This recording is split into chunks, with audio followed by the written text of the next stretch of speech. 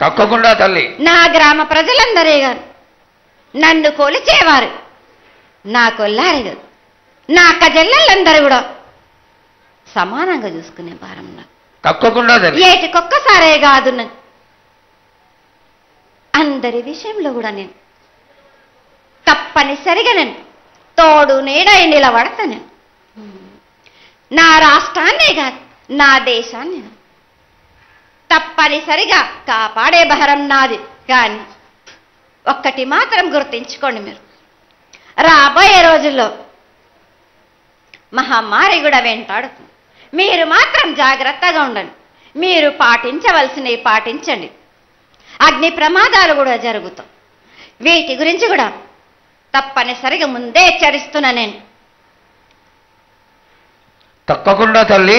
అదే విధంగా పోయిన సంవత్సరం నువ్వు చెక్కినట్టుగా వర్షాలు చాలా చక్కగా కొడతాయి.